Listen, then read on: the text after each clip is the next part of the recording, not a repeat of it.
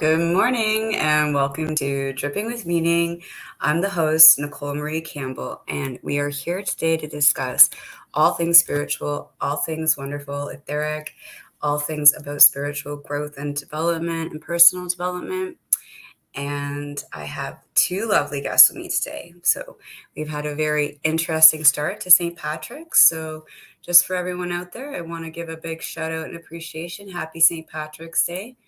It's a wild sort of thing that usually happens. I'm not sure during COVID if people are going to be doing that or not today. But of course, we're getting ready to unmask here this Tuesday. So I'm getting more and more excited. A book that's going to be discussed today, our topic is definitely crystals. So I have my Love is in the Earth manual here. It's a great one. And without further ado, I'm going to bring in the ladies. We got two ladies today with us. We got Amanda and Lee. Cara. Hi. Hi. And Woohoo! Lee's doing her crazy thing. Hey, girls, what's going on? Just enjoy. Enjoying the morning vibes. I love your shirt. Practice safe hacks. Yes. In. Yeah, it's an amazing thing. I think it's kind of cool. We're going to be able to start unmasking here on Tuesday in Canada. It's going to be by choice, obviously, if you want to or not. So, That's yeah. fun. Yeah. They just did it for our schools a few weeks ago. By choice. You can. Yes. Hello, Sam. How are you? Good morning, Sam. Yeah, depending on where you live in the States. So, Nicole, you're in Canada. So, y'all are more kind of aligned across the whole country. But here in the States, it's pretty much on a state-to-state basis. Actually, I watched these two British people who came to the States during this time over the past like 5 or 6 months. And they started out like in Tennessee, and then they went down to Florida, Orlando, Miami, and then they went to Philly. When they got to Philly, they're like, everywhere else we've been in the States, we haven't really had to wear the mask, but we got here to Philly and everybody's like, you have to wear a mask, you have to have a card, you can't come in. They're like, it's very strange. It really shows how different every state is. So the further south you are, I think, so I'm here in West Virginia right now at the very tippy top of the mountain. And I might have seen like maybe 8 people wearing a mask since I got here almost a month ago. So where I'm at, nobody cares, you know? Yeah, but I just think it's going to be for me because it opened up a bottle of many worms of expression and self and the importance and value of expressing oneself and those barriers and boundaries that we experience with it every day for 3 years, right? So even just putting on lipstick, I actually bought new lipstick and had to throw out all my lipsticks because I didn't wear them for so long and they just sat there, right? Like, what a waste. Yeah. Yeah. Yeah. You know, where Amanda is in Williamsburg, it was way tighter. And it was, so the whole time that I was in Williamsburg, really, if you weren't wearing a mask, you stood out a lot. So also with the lipstick, have not worn lipstick in quite a long time. So right? Yeah. Like, I'm about my lip gloss. Like, it's that extra bit of sheen on the way out the door. You're just like, oh, it's so me, right? So I guess a lot of people maybe like they're thinking, oh, it's just lip gloss. I'm thinking, yeah, well, it kind of was a piece of my story that was really helping my confidence. But as the lady was serving me my now $6 coffee that used to be $4 2 months ago, I was like, well, definitely I feel like I took a lesson at every day since the COVID experience occurred. And, I'm kind of excited to see the change up, to see faces and to see expressions, because as an artist, I kind of feed off of that kind of thing when I'm sitting in a cafe or I'm in general public, and it eases my anxiety and tension when I see people smiling. It makes me feel happy too. Right? Mm-hmm. Yeah. Because we're generators of our experiences. And I think that's the one way to deal with what people can classify as the dark side or conspiracy or the fears and anxieties we are presented with our lifetime, is through that joy center, right? And then enjoying it together. So when that was getting pulled for me again, and then lined up to do it again and pulled out, it brought up so many issues of childhood and stuff, because nobody wants to feel like their joy center and their healthy centers are being like disrupted. Right. Am I not, Yeah. right? So Amanda, Feeling you that. probably ran into a wide range of people in different spiritual practices. Did you notice, like, how did you take in that experience? How did people like react to this mask? Because Nicole is talking about not being joyful. For me, I heard a lot of "I'm not heard." Yeah. I'm not heard. I'm not free if I can't. All over the place. There was some people that only wanted to wear a mask and didn't want to take it off. Some people that were very boisterous. And excuse my language, but it's kind of damned if you do, damned if you don't here in Williamsburg. Like if you did not have a mask on, people were yelling at you. If you did have a mask on, people were yelling at you. I made it in the shop because there was never really a big strict mandate for my position here at the shop, because I am so small. I never had more than 10 people in here at once, so I didn't force much. I will say my one bad review online was a lady who wanted everyone to have masks on and people didn't. But definitely it was so hard because it did take a lot away from people. Like I understand the protection and why we did it and everything, but energetically a lot of people were mentally struggling, and having to cope with not either feeling heard, or people got comfortable hiding behind it, and then it was like triggering their anxiety and their phobia, and like they didn't want to take it off because it was a comfort blanket, not because of health reasons, but because they got to hide. Yeah. And in hiding, we had to realize that the phobias and the real internalization of the voices and the things that we tell ourselves are real. Yeah. And we wonder and we get curious about, they actually started to personify and get louder and louder and louder. And for me, luckily being, a spirituals teacher and motivator, I just got more motivated and I allowed more in, and I faced more. But I also faced some of the darkest feelings that I've ever experienced alone. Yeah. Because pre-COVID, I felt like I was getting pretty clear on my mental health and things that were going on for me with good social activity. And like I said, like that joy center, when you're in a cafe and everyone's having beautiful discussions and the food is great and the business is going down, and the adult kingdom, we're like, whoa, this is so good for my community. Right. And I just stopped mostly going to big box places for stuff. I mean, in the end, like I didn't really let it take me down, but in a lot of regards, like I still see the value of what's going on in my life, and I increase the value of it. And maybe scrutinized a little bit too much. I see it as like, have more faith in yourself and your decision making no matter what's going on. But in that heart-centered place where I feel we're meant to be for Earth, and the changes, when you're coming into the heart-centered place, that place is flowing between us all. So the joy I was experiencing through others was actually that inner sense and knowing that our hearts can be connected too, right? Like through music, sound, art, spirituality, love, compassion for one another. Yeah. It actually, the first, the beginning of COVID, it actually rocked me to a core that I didn't know was rockable, because I am a very spiritual person and I do feel everyone around me. And it's kind of like a hive, I really try to push out love and light, but I'm kind of getting that from everybody around me to be able to push it out. Having to isolate and kind of keep myself dull and down. Yeah.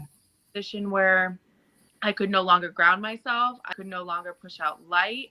For the first time in my life, I felt very much like derealization, and it definitely shifted. Yeah. Derealization. Yeah. Hit it. Yeah. My perspective on how great my mental health had been once kind of all of my hive around me froze. So it was a big change.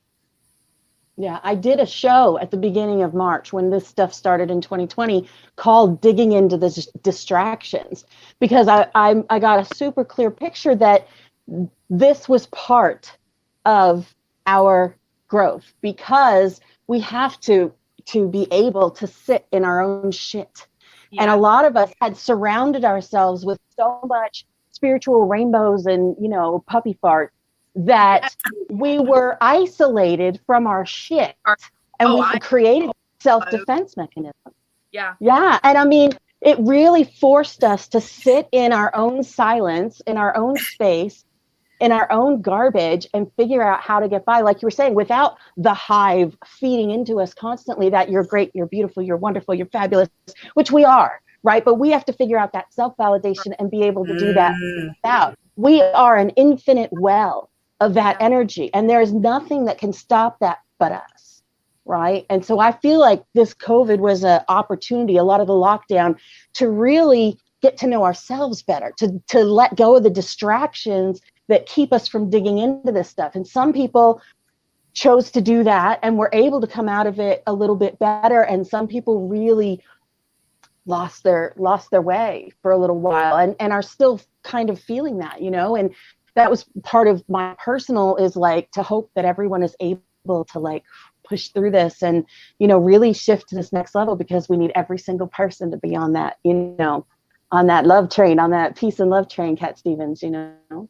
Yeah, totally. And we have it right here and now, and we're so blessed to have one another on a vibrational frequency, right? So I was speaking to you last night, Lee, about like just catapulting into seventh dimension and just understanding that is where my frequency is now, and not trying to play up against it, because I am directly connected to Mother Gaia and Father God and the universe. So if I'm going to be staying in any other stance, yes, it's going to be fine. I can kind of jump in and out, obviously, through my earthly lessons, but being a universe and being a teacher now, and having you guys and having a crew of people that I love and admire and can go through the trials and tribulations with, it's more the reality of the situation, or where my, you know, this dimensional self is, which is more like a frequency, or almost like a picture, right? Like this photon thing that I brought up in class the other day to my students,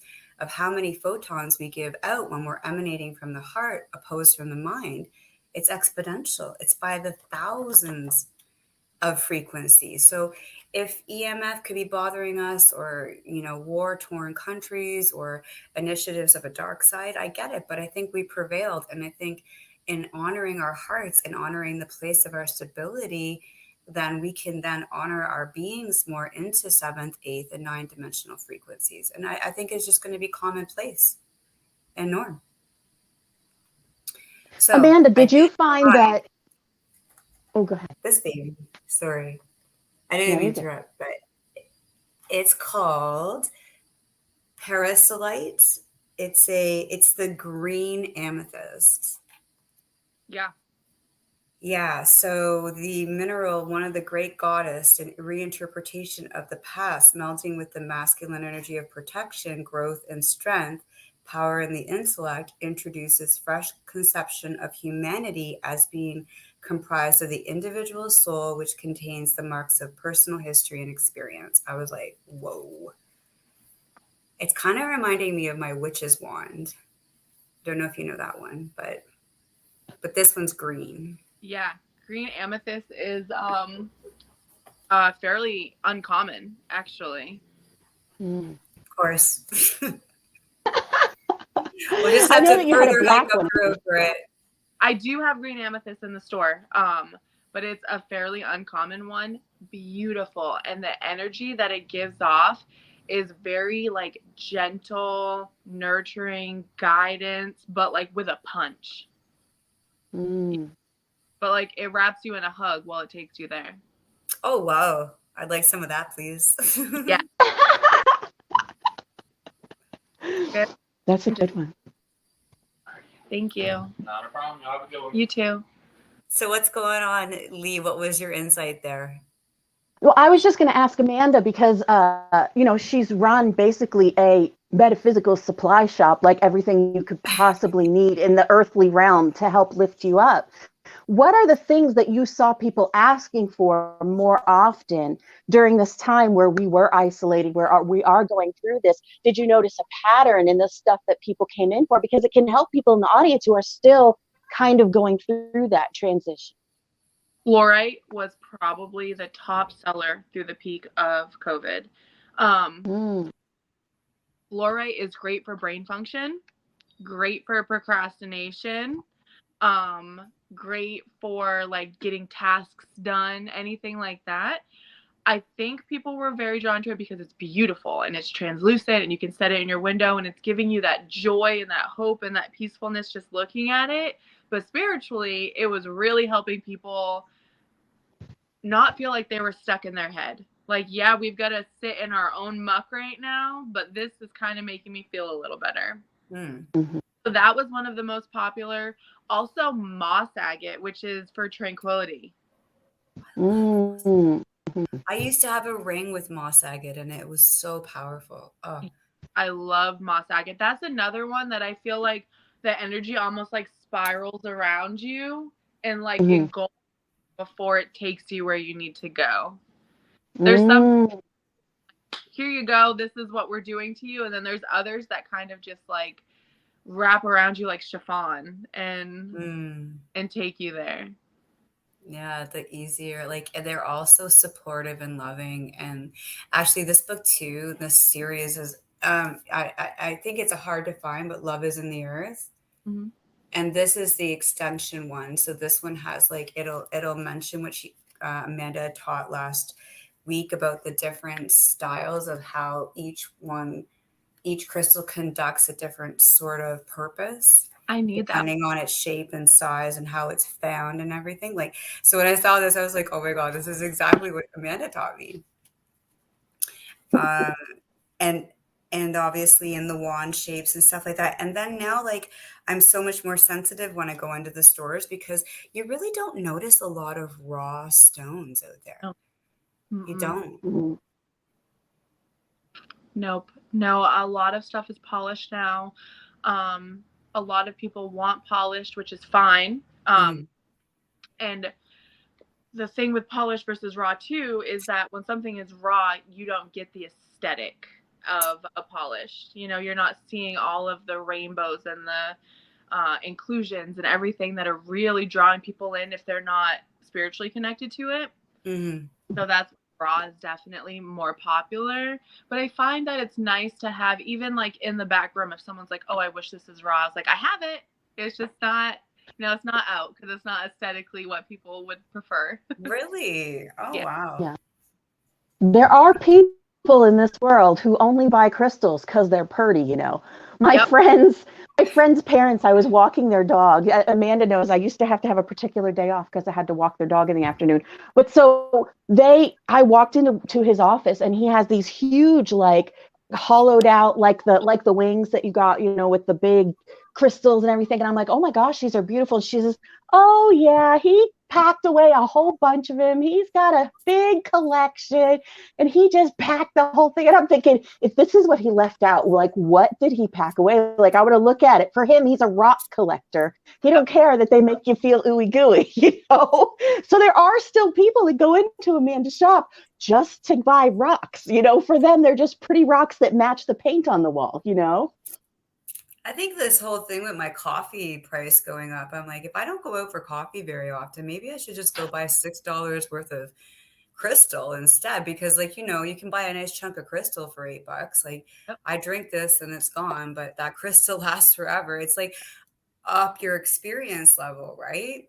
That's right. There you go. And I know that's silly. You can tell my mind percolates on the finance. Like, it's the norm now. There's 2 actually, or 3 that I should just email you because there's a serious one that I want to get for the office as well. So, and I would like to invent like a little, from my collections to like anybody out there who would want to collaborate and have things that are more for magical purposes or into that might coincide well with my teachings and my course too. Like, I think that'd be really super cool. Absolutely. We could have you on and you could do like a little session for us in the classes. I would love that. Good morning. I'm going to pop off because we have people in. Well, thanks for your insights and observations and your heartfelt self. I just love you, Amanda. I love you. Bye, doll. So anyone out there who is interested in Amanda's shop, in what she sells, in her knowledge, you can follow her on Instagram at, I believe it's _the_green_apothecary_. You can type in the Green Cauldron Apothecary Williamsburg and it will pop up in the Google. She has a website. You can order from her and she will ship it to you. She ships all over the country and all over the world. And as she has said many times when she's on here, she really has gone out of her way to find sources that are clean sources, that are, what do they call it when it's not cruelty? When it's not like from like a blood diamond source. I don't remember the right word for it, but like she's ethically sourced. And yeah. So everything that comes into the shop is just, she's really worked hard over the past few years of having her business up and running to do that. So anyone who's interested, she's also a wealth of information. So you can reach out to her and ask her questions about it. Maybe the verbal should match the teleprompter better. A bit distracting. Can't follow because the words are so well. It's not a closed captioned. Sorry, it's more like the ticker at the bottom of the Bloomberg News channel. You know. Which one? The you can only take a piece of paper like this. I think he means that what's flashing, what's scrolling at the bottom, as he's calling it a teleprompter, doesn't match the words that we're saying. You know, that's because it's not closed captioning. No. Yeah. I when I can't focus, I do this with my thing, so I can't see the bottom of the screen. So maybe that will help you. I had the same problem with, I had gotten a foreign pirated version of one of the Harry Potter movies. And it was in Swedish or some Norwegian language. And I usually do just like you, read the captions. And so because it was saying something that I couldn't recognize, I couldn't understand what they were saying in English. They were speaking English, but I couldn't understand it because it had Swedish words or whatever, a different language running at the bottom. So I totally get that. Yeah, and I think in a lot of cases too, because the style of communication is live and it is more interpretive of like our moments and stuff, it kind of doesn't necessarily mandate that. I remember when I first got into the watching the movies for the lines and not the movie, and I found that it was really helpful for like when I had like, you know, too much going on and I just needed to relax, and I would just listen and I would watch the words. And I found it really like comforting for me personally. But yeah, no, we're live, so I haven't added captions. I don't think it would fit well. I think you can do it afterwards. I always I have it because my hearing is terrible. I worked in very loud restaurants and it just destroyed my hearing in one ear, in the ear that faced the kitchen, because we had an open kitchen and I would stand about 10 feet from the kitchen or right on the line. So my hearing is just shot. It's just shot. If you say anything that's not like a high pitched, almost a yell, it's very difficult for me to hear. So I always have to have the captioning on, you know. My son's father used to say that his grandma would say, "Hand me my glasses, I can't hear the TV." You know, that's me. Hand me my glasses, I can't hear the TV.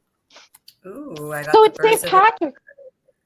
Yeah, it's St. Patty's Day. It's St. Patty's Day, y'all. Now, here in the States, I mean, people kind of use it as an excuse to party and drink, right? And I'm pretty sure that they're going to be doing that this year because the restrictions and the mandates are being lifted all across the country. So I'm sure that this is going to be a big one for people, you know, like a big one. People are going to be partying.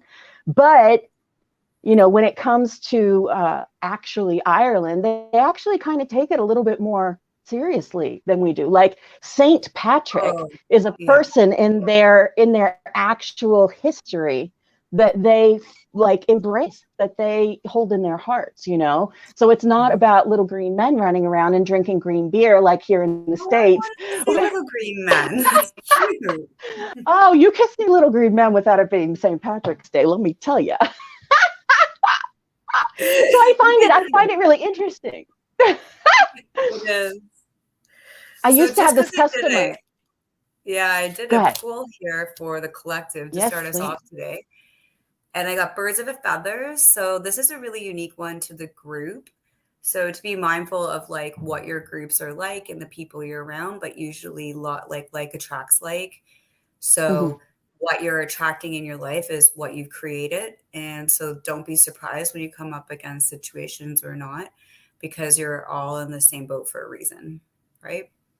There's still Yeah. lessons to be learned, and it's okay. It's okay to process everybody as being in the game together. Birds of a feather flock together. There you And it go. is what it is, you know. It is what it is because your mind has decided it. Your mind is the powerhouse of your whole experience. And so as you can change your perception on what you value and what you bring into your life and what you allow, that's obviously going to change. Your is what it is will change once you decide to make the magical change, to see that you're harnessing the thoughts and the energy that is actually creating your reality, right? Absolutely.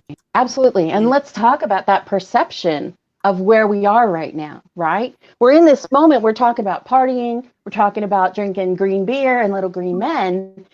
And yet many of us struggle with the pull of world events versus having fun, with the guilt that we're okay and that we're here celebrating and others are in a bad state. So let's take that perception or that guilt, survivor's guilt, if you will, and shift it.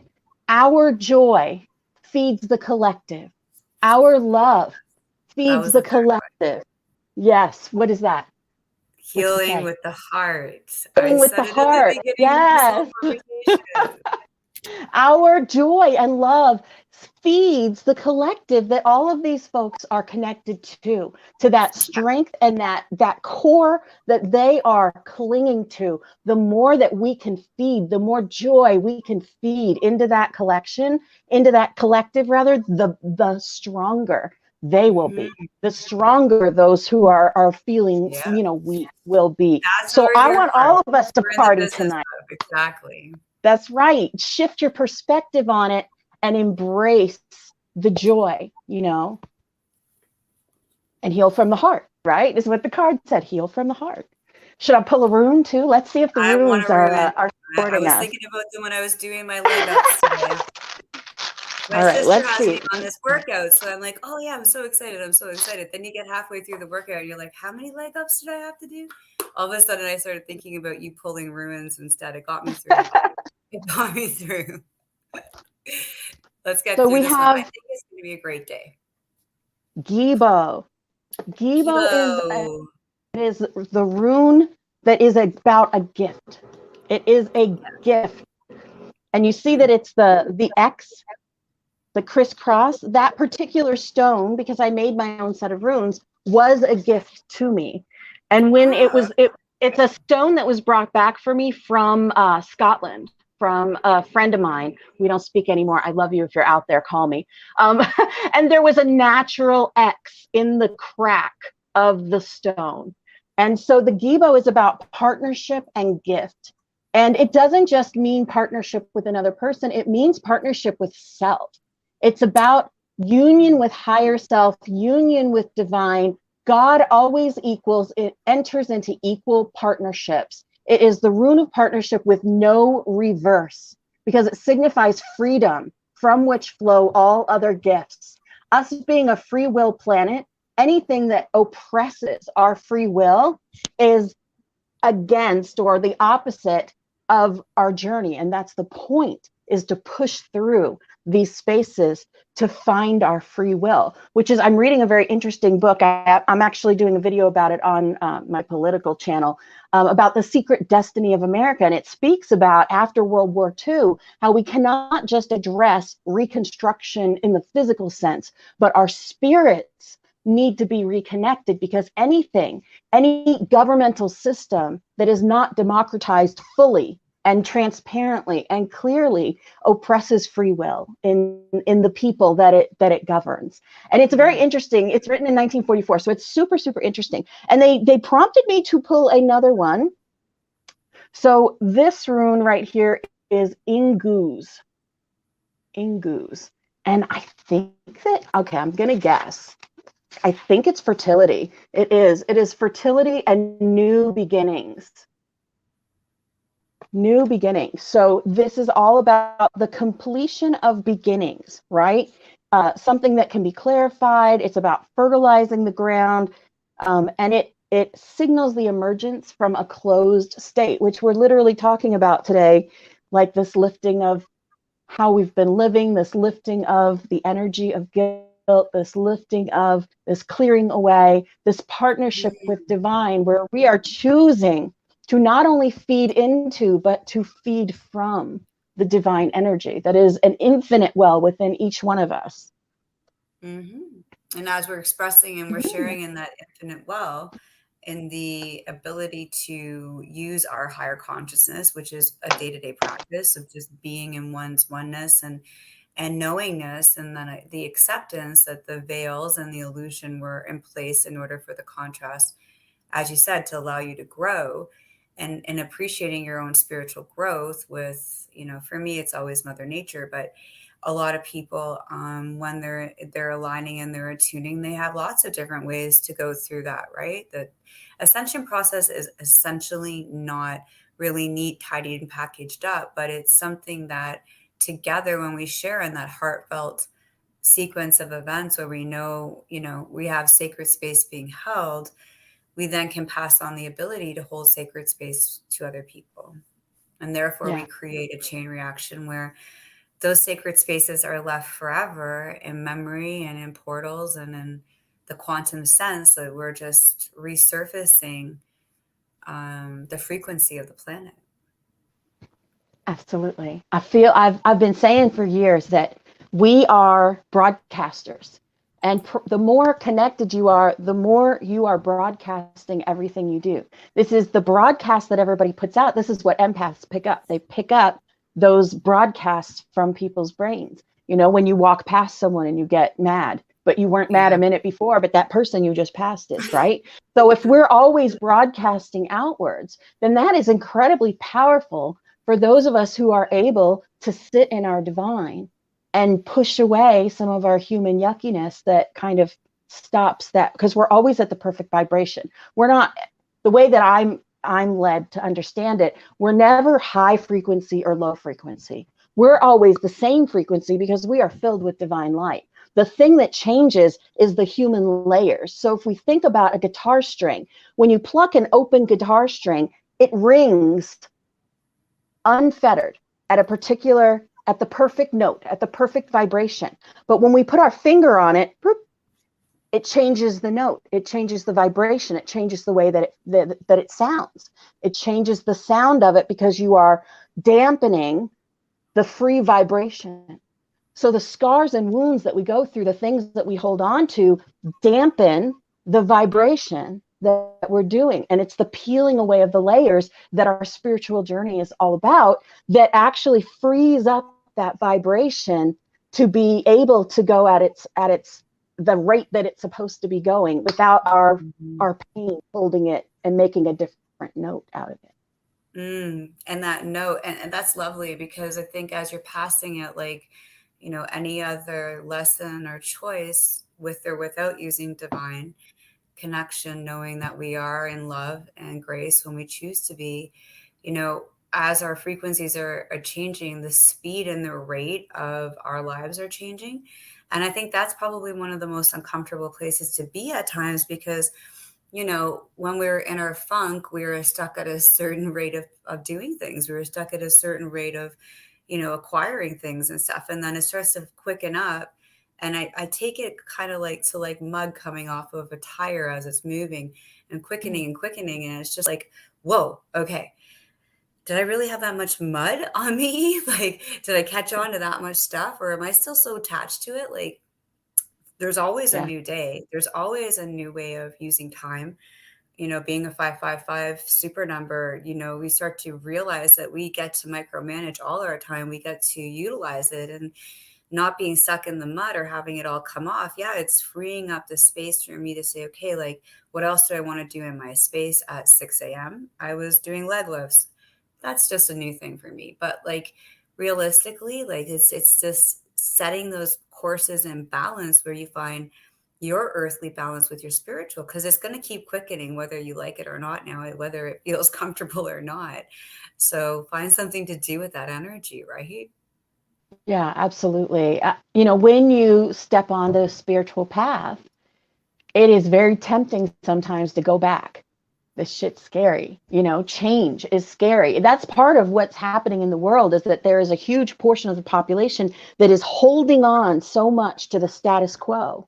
And then there are others of us that are progressing beyond, that are evolving into the next stage of a love-centered society, and it is scary to step into something new, and transformation can be incredibly painful. And many of us on this journey have learned that we lose friends, we lose money, we lose stability, we lose a lot of things when we go on this spiritual journey. And yet what we gain and the connection that we gain is so much further beyond. I often describe that transformation is not like a butterfly breaking out of a cocoon and looking beautiful. It is American Werewolf in London, bones cracking, noses, everything happening, painful, ripping apart and reforming into something that is more. And when you embrace that journey, it's very tempting to kind of step off for a minute. It's very tempting to hold your space and go, wait a minute. Do I really want to do this? Because sometimes the stuff that gets revealed to us, we don't want to look at. It's been buried so deep below, and it doesn't matter how far you go, because we are human. There will always be another layer to conquer. I mean, maybe there are people who have gotten to that level, where they've peeled away all of their human experiences that dampen their guitar string, but for most of us, every day, we're going to find something new. We're going to learn something new. And like we were saying before, it's the perspective that you look at it. If you think, F my life, every time something happens, you lead yourself down a timeline where that is what is happening. And if you think, all right, what am I going through? Why am I going through it? What am I going to learn from this? What's my attitude going to be? Because the only thing we can control is our thoughts, our actions, and our intentions. We can't control anything else around us. No, and the thing is the vibration of the frequency of the thought process too is the thought process was meant to guide you, to lead you to feel safe, because that's part of the the brain's experience. It's what you render as being in your existence and around you. So when you're calling in spirit, like I'm teaching my students right now, and to understand that their vessel is being prepared to do something that's practically like beyond a blessing, because it's allowing for such attainments lifetime after lifetime after lifetime. It's a big journey, right? And it's a blessing. So it's that preparing and peeling back the layers of the onion and seeing the only thing holding us back from our frequency and our changes is ourselves. And those are as natural as the day, because that's the available energy on the planet now.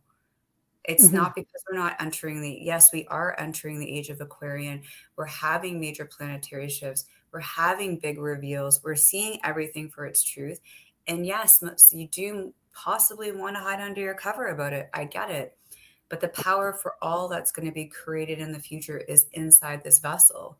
It's called you, and the uniqueness and the beauty of the human being you are, right? Like, so it's like shed another layer, and own up to the fact that, yeah, at the end of the day, I created the being I am into this state, and I shed those layers. And yeah, it is not an easy metamorphosis. Oh, Elaine's here. Hi, Elaine. I love that the synchronicities between us is so funny, because I love that you said that the onions. So if y'all notice, this is my Shrek cup, right? I have two of them. These are like my prized possessions. It's my favorite cup to drink out of. Evidently, it's worth like $40 on eBay. I will never sell this thing. But if you saw the movie Shrek, he has a lot of self-defense mechanisms that he's built up, and he literally has a line that says, ogres are like onions. They have layers. I don't do a very good accent, but they have layers. Ogres are like onions. They have layers. And when you peel back the layers, you see the ogre for what he really is, this wonderful, big-hearted, kind-hearted, creature that has been stomped on, but he learns to shift his perspective throughout the movie to embrace, his situation and who he is, and that he is lovable and his own worth in it, that he is worthy of a princess. He is worthy of a princess, whether she be human or ogre. The preparation for the unknown to unfold is to get comfortable with trusting not knowing. Yes, trust in yourself. That's one of what I call the stages of awakening. I always call it, nothing, Jon Snow. The sooner you embrace that you really don't know anything and all the knowledge that you get is taken with a grain of salt, because who the hell knows if we're actually right in all the stuff we're doing? Nobody knows their religion is right but through their own faith, and being able to trust that space where you don't have a concrete yes, no, you don't have a concrete answer. You literally have to trust on your inner guidance and the guidance through. It is definitely a leap. It's a leap of faith. Yeah, Elaine, I think Elaine would be great to have on the show if she was open to the idea. She always has such wonderful mastery to share. If you want to contact Lee or myself and make arrangements, we could have you on and you can co-host with us and have an open discussion. That would be great. So that dimension, which I teach in my course as well, is the 11th dimension, which is philosophy, right? That shows up in the course. So it's kind of pairing on, physical and spiritual dimensions and emotions, but understanding a lot of times when we're in this context of sharing, right, back and forth through caring and understanding and asserting the vibration, it's actually coming through on the 12th, which is shamanism, which is love, but it's coming through all these understandings past the ego, past things that no longer serve us, past things that are lessons done, no more repeats on our spirals, no more quantum leaping back and forth, as I guess maybe we could comfortably do and walk out the front door confidently. Eventually it's like all there with all the lessons entwined, like a chime singing in the wind. It's the simplicity of understanding that drop of water on a flower, or the beauty of creation on the whole, not caught up with the every little detail of it, which can be quite fun at times. I'm not going to lie. It's fun to get caught in the every little bit of things, but definitely philosophy and that vibration of love coming through knowledge is like, wow, that's something I could never have guessed. Wow. Yeah.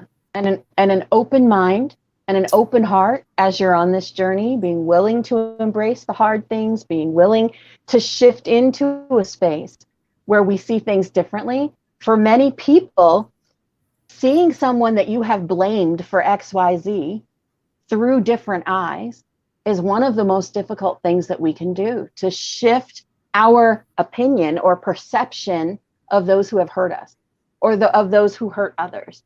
And honestly, in my own, doing shows since 2017, that is the thing that I've gotten the most pushback on, is people who have a villain in their life. And that's not saying that it wasn't horrible. The things people have gone through, horrible abuses. It's never, ever, ever to excuse the abuse, but it's because us holding on to the picture of them as a villain impedes our progress.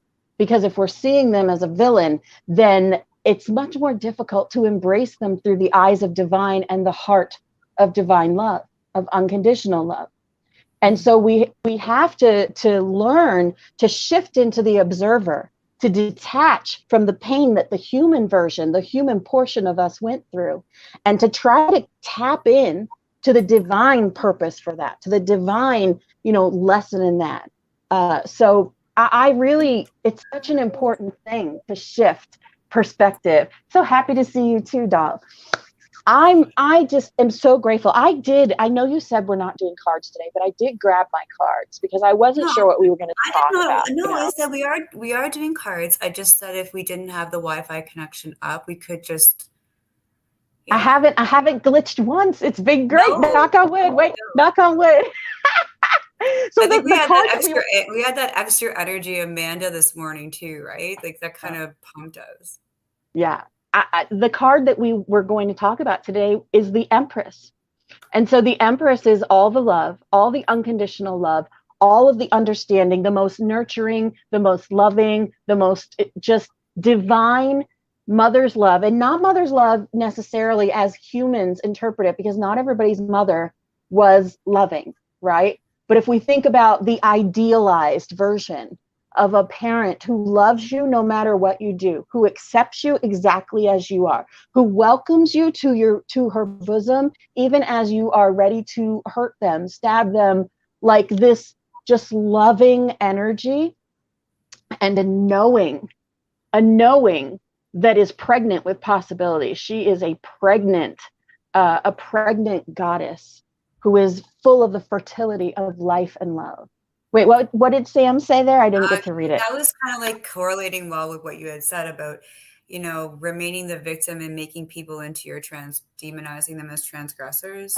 Yeah, absolutely. Absolutely. When we villainize someone else, we separate from them. It allows us to be separate and say, that's not my responsibility. I love to watch people react to music stuff. And one of the things that I watched last night was Freddie Mercury at Live Aid.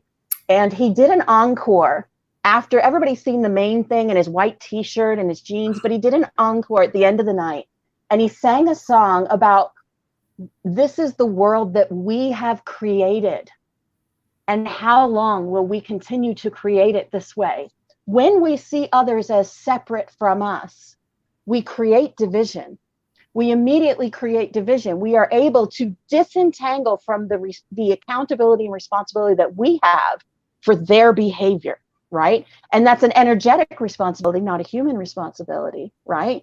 But it's this space that we sit in there of, we are all one. I am you, you are me, we are one. And I am experiencing the villainy as the villain just as much as I'm experiencing it as a victim. But because I see them separate, I don't have to feel like I've done anything wrong. I don't have to relate to their situation of what they're coming from, because it's very rare that a villain is doing something just to be evil. They're usually doing it because they think it's what's for the highest good. Even if it's for their own highest good, they're usually not doing it for evil and evil's sake. Love as nothing of us, purity is emptiness. Yes, detachment. This is why the Buddhas teach the detachment. Elaine, I really would like to have you on, so I hope you'll get in touch with us. I'll reach out to you this week. Om Shanti Om. Thank you. Heck yeah. Yeah. And that's a tough topic for me, mainly due to the frequency of my caliber of devotion towards my relationships and coming into like the new phase of business ownership and self-ownership. And a lot of that detachment for me has arose from the place and space of wellness. But in the same regard, looking into the fears that I've adjusted to, or the things that I've adjusted to in other people, it was hard in the end to believe that I would trust the wrong person, which was kind of part of my karma. Always trusting people and not seeing that there's two sides. So there is a wicked stone for that too, eh? That was that second stone I wanted to discuss with Amanda, that actually stabilizes, so you're more in the present here and now for your business and for all of those levels of attainment in the adulthood and the reckoning. And maybe, I think if I'm getting your lesson correctly, that if we can intake it as we came to see the whole story and not own it as ours, like not re-victimize ourselves, but stand strong and say, okay, like I don't have to hold your baggage. I understand it. Yeah, are you saying that we should bless it with love too? Is that what I'm hearing? Yes. And because the person that's perpetrating is doing it from their own pain. And we all understand pain. We may not express our pain in the oppressive way that our oppressor did. But those sort of behaviors come from a pain and a self-defense mechanism within them that was formed by their trauma, by what they went through. And so when we can recognize that, it kind of changes. It's like when you have a little kid who doesn't know how to control a toddler throwing a tantrum. You don't get mad at them for throwing a tantrum, or maybe you do, but you shouldn't get mad at them for throwing a temper tantrum. They're a child and they don't quite know how to, process that emotion yet. And many people have never learned how to process their emotions, or the way that they have learned is this is a dog eat dog world and I get other people before they get me. Or I have to keep someone under my thumb so that they don't do something that is going to throw off my worldview, right? There's lots of reasons why our oppressors, the hurtful people in our lives do what they do. But when we can step back from it, recognize that's another version of me going through a different story, interacting with me. And I really find that in our personal lives, as much even the most gifted person, the universe, I have been kind of told, puts a purposeful blind spot in front of those lessons that we still need to learn, so that we may walk headfirst into something that we were like, I should know better. I shouldn't have picked that person. I shouldn't have done that thing. I should know better. I should have seen it. I had this very exact thing, happen to me at the beginning of January, and you know about it. I didn't really talk about it much, but there is a purposeful blind spot that the universe gives us so that we can go through these things, so that we can experience this from an actual level. If the universe does our homework for us and tells us who to talk to and who not to talk to, then we aren't learning the lesson. Right. We aren't learning the lesson. When you do your kids' homework, they're not going to be able to learn the lesson. They're not going to pass the test, because there is a reason that we had to go through this. We are being prepared at every step for the next phase, whether it's physically, emotionally, mentally, spiritually, whatever it is. We are being prepared. The ground is being tilled. We are very 7 of Pentacles, 8 of Pentacles energy right now, heading in to that 9 of Pentacles, which is the Empress in the Minor Arcana. This love and this space of unconditional love through the detachment and the observer position, and recognizing that's just another version of me who got another origin story. Every villain has an origin story that makes you go, oh, wow. Even Thanos, who snapped his fingers and snapped away half the world, he did that because he grew up in so much poverty. There was so much overpopulation on his planet that his idea was, if there was less people, there would be more resources. Why he didn't think I could snap my fingers and double the resources, right, is based on the fact that he had a lack mentality, that there was no more resources to snap into existence. And yet he was all powerful. So of course scarcity is a lie completely. Scarcity is Absolutely. a complete lie, because we live on a planet that regenerates and grows through water, air, earth, fire. We have like multiple beings and species here that create and make. We have people that populate and grow communities and grow ideas, like without looking at asking for something. In the gathering of all these resources, as the ancients times did, was to look at, you had a purpose, I have a purpose, and in that purpose we join together. We don't need something above us to take care of us. We don't need that source. So I was thinking about that too, because Teal Swan taught me the lesson of the narcissist and the empath, and how one goes through the front door and the other one goes through the back door, but they're basically meeting because they're both unfulfilled in that way, in that sense, and they're completely meshing on 2 different levels of victimhood, right? As you were saying, the perpetrator, the predator, and the victimization of whatever, right? So instead, she doesn't look at it as mental health or issues of narcissism, etc. It's not the issue. It's the fact that the lack there within, and the teaching of the self matters, your self matters. And we all in a community can join together to understand the value of each being here, just for the being here and showing up and understanding, right? Yeah. So, yes. And we're all playing a role, and we are all playing a role for each other. That if you believe in soul contracts, that we agreed to do. If my best friend wants to go through some horrible thing the next time we incarnate, on the earth, maybe I'll go, all right, fine, I'll do it for you. And then we get, we go through the whole lifetime of fighting or hating and all that kind of stuff. Because lack is only possible in an illusionary dream when one does not remember who they are. Yes, because our scarcity, okay, wealth is an energy. All energy is unconditional love. Therefore, wealth is unconditional love. But we are taught scarcity, but we're not only taught scarcity, we are taught hoarding. Our conditioned response is those that have must continue to hold on to it because those that don't have want to take it. And those at the bottom think those horrible people at the top, they have so much. And if they just gave me a tiny bit, my life would be so much better. And it's this constant pulling of what is conditioned into us, what is trained into us by not just our lifetime, but generation after generation after generation after generation and lifetime after lifetime, right? But our whole purpose here is to see beyond the trappings of the human, to see that this vessel is an illusion, and yet it's the most real thing that we are in, because right now there is only now, right? And so this whole space of breaking chains, of breaking these spaces where we do not have to accept that we have enemies, where we do not have to accept that others, right? We have that infinite awareness. We are infinitely here in this sea of opportunity, which is stemming from every element and every being that's ever created an experience on this planet. And if we can unfold in the true history of it, right? In the true history of it, the millions and millions of years of history, not oppressed history, but the true history of it, then we can look at, wow, the entities that grew this through God's source and through the light grew through all of that through a universe in order to give us experience, right? And so in that experience, we are the creator gods. We are the co-creators. We have God consciousness at our hands at all times. Yeah. Yes, absolutely. And we're connected to every other person.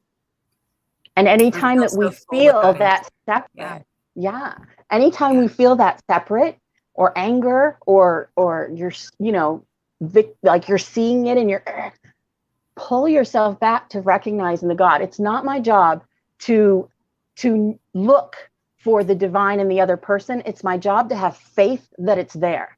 I don't have to dig through what they've done in their life to find the good things to confirm that they have God within them, because I already know that no matter what they've done. I already know that. That's my job, is to find my divine connection to them beyond what their earthly has done, and then to push that out, right? To embrace that connection, because that's what changes them. If we're all connected, right, on this collective, where I always think of it like bumper cars. We're the car, and then we have that pole that goes up, and then that mesh at the top is like the collective that we're all connected to. When I push my energy and I'm thinking about someone across the world, I actually affect them. So my hatred affects them, my love affects them also, right? And so when we can embrace the love for those that we see as enemies, when we embrace the love for those who have hurt us, it does affect them in a positive way. It does open their heart. It does allow God, the light, to shine out more in them, especially when there's more people doing it. The changing of a heart, the opening of a heart can happen at any moment for any person on this planet.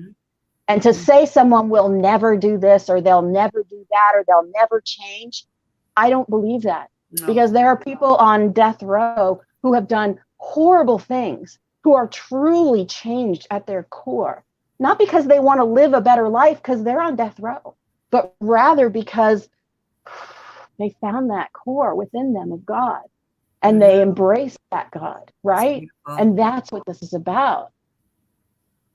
It is. And, I would have thought, like, obviously zero planning today, guys. So I would think that in alignment to all things, that was a good idea too.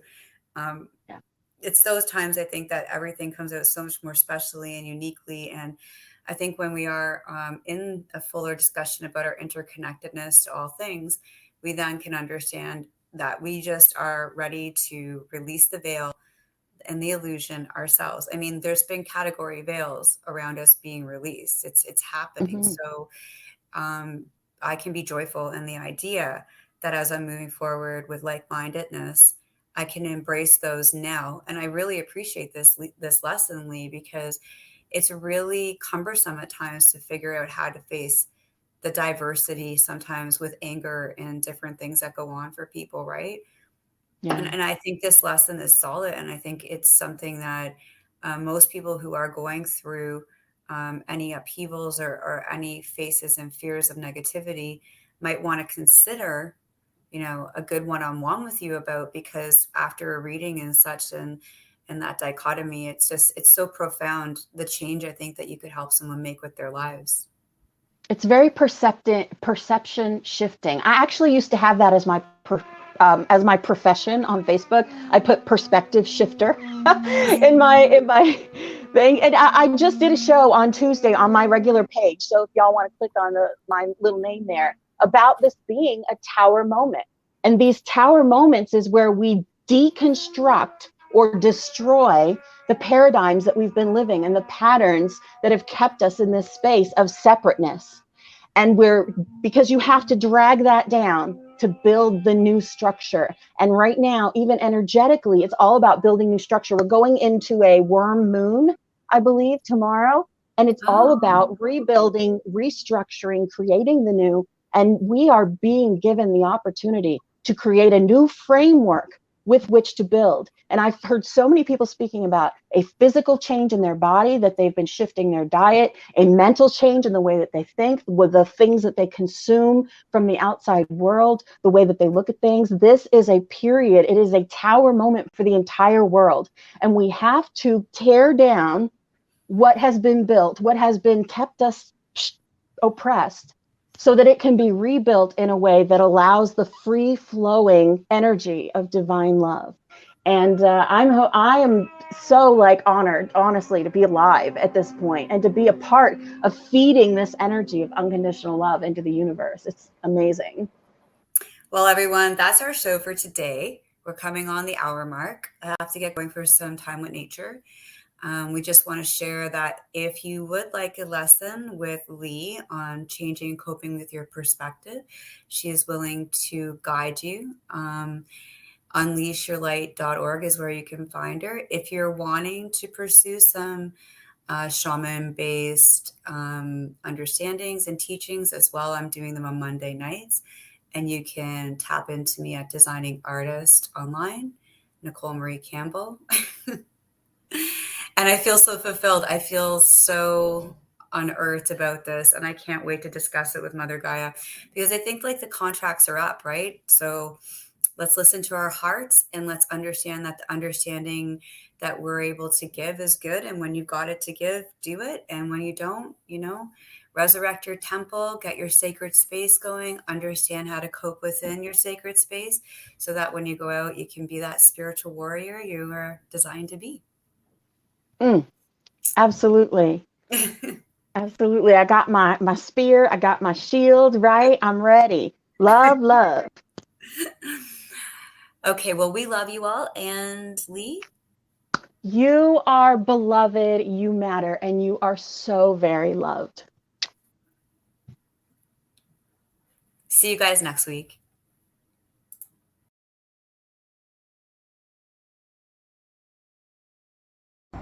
Okay, wait. Go.